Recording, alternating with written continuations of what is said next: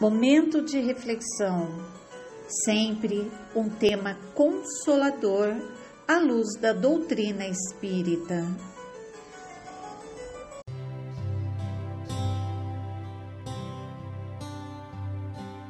Prezados irmãos e ouvintes da Web Rádio Fraternidade de Uberlândia, os nossos cumprimentos. Vamos analisar do livro Astronautas do Além, psicografado em 1974 pelo nosso irmão Francisco Cândido Xavier, na cidade de Uberaba, a lição de número 10, cujo título é A Paralítica.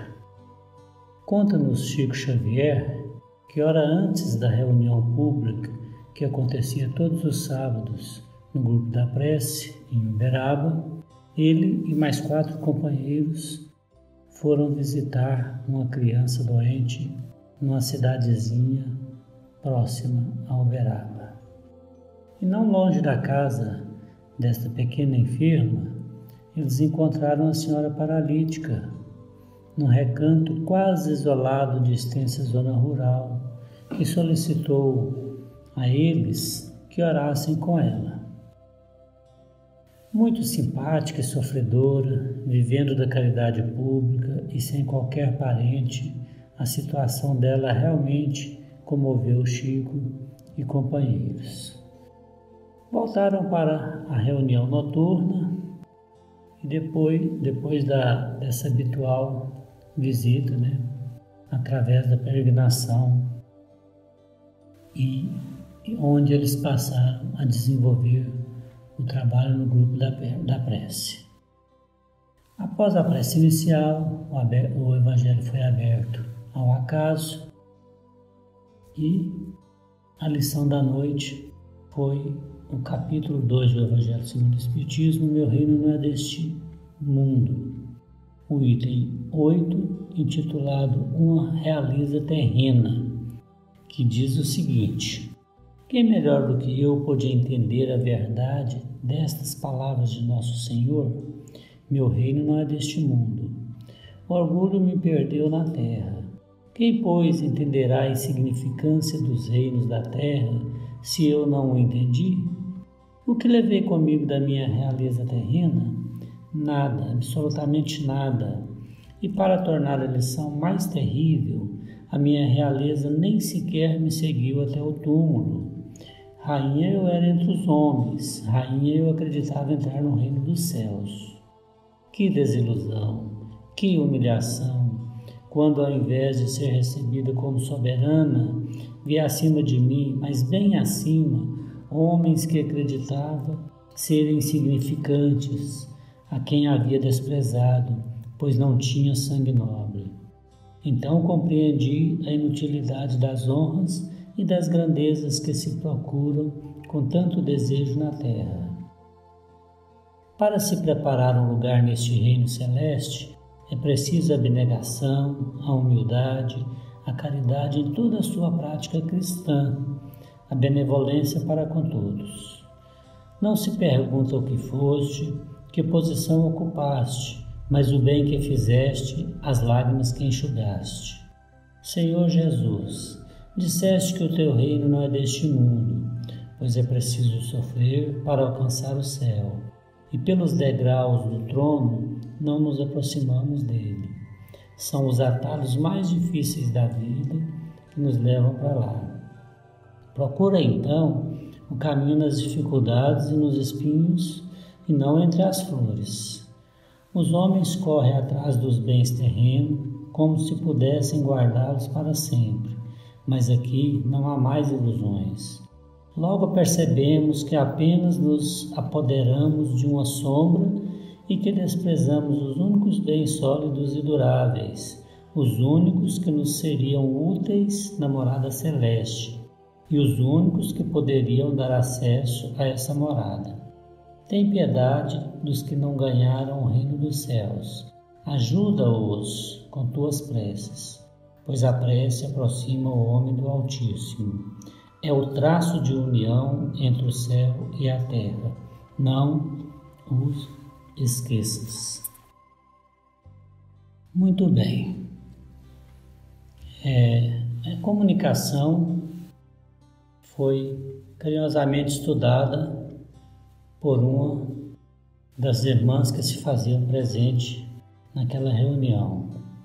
E no encerramento da reunião, o poeta Epifânio Leite de Albuquerque, que era um poeta e magistrado cearense, nascido em Fortaleza em 1891 e desencarnado em 1942, ele trouxe um soneto, dedicando a essa irmã que assinou a mensagem do item 8 como a Rainha de França em Havre em 1863. E na oportunidade, o poeta Epifânio Leite de Albuquerque soprou no ouvido do Chico, falando que aquela Rainha de França era a paralítica visitada horas antes da reunião na cidade vizinha de Uberaba.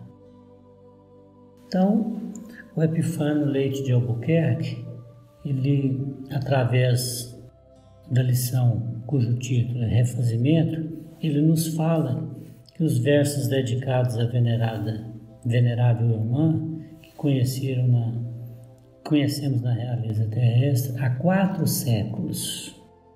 Então, isso fazia 4 séculos que ela tinha sido rainha na França. Então, ela era uma pessoa culta, mas não espalhou os benefícios da inteligência. Ela era amiga incondicional dos amigos e inimiga implacável dos adversários, generosa para com os áulicos abastados e indiferentes às vítimas da penúria, isso como rainha. Embora destacasse as vantagens da paz, incentivou o quanto pôde as guerras de conquista e ambição. Ela, agradecida aos vassalos obedientes, perseguia até a morte quanto não lhes observassem as diretrizes. Então, entre amada e odiada, alcançou mais além e à frente da verdade, conta-nos Epifânio, preocupou-se com a redenção própria. Então ela regressou à terra várias vezes, apagando-se devagar quanto ao brilho terreno que ostentava. Então, pela benevolência de Deus através da reencarnação, ela veio várias vezes em situações difíceis, até que rogou a prova final, em que foi identificada na região de Uberaba, naquele corpo enfermo e disforme, em acentuada penúria, que a levou à espiritualidade superior, numa condição bem melhor. Então, o Epifânio fez um soneto em homenagem a essa rainha que eles viram como essa sofredora nessa tarde, nas visitas na região de Uberaba. E o soneto diz o seguinte: Vejo-te, soberana, aos painéis da memória.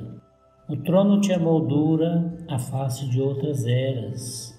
Oprime sem temor, espanca onde imperas. Fuge no fausto vão de vaidade ilusória. A paixão te esfogueia a fome de vanglória. Exilas e destróis, humilhas e encarceras. Vem a morte, no entanto, entre forças austeras, e largas sobre a cinza a pompa transitória. Foi-se o tempo, hoje achei-te em catre duro e estreito, paralítica e só, parafusada ao leito. Chorei ao ver-te a choça e o triste quarto em ruínas. Mas louvo o fel de agora ante o sol do futuro, pela dor subirás ao reino do amor puro, em teu carro estelar de açucenas divinas. Para fechar, J. Herculano Pires, também com o título Dor, Lei de Equilíbrio, ele nos fala que Leon Denis definiu a dor como uma lei de equilíbrio e educação. onde vemos nesse episódio, então, a ação dessa lei através de 4 séculos. E não vemos Deus castigando a lei soberana, mas ela mesma se submetendo à lei de equilíbrio para alcançar por meio da dor a compreensão e o sentimento de humanidade que lhe faltaram no passado. Ave Cristo.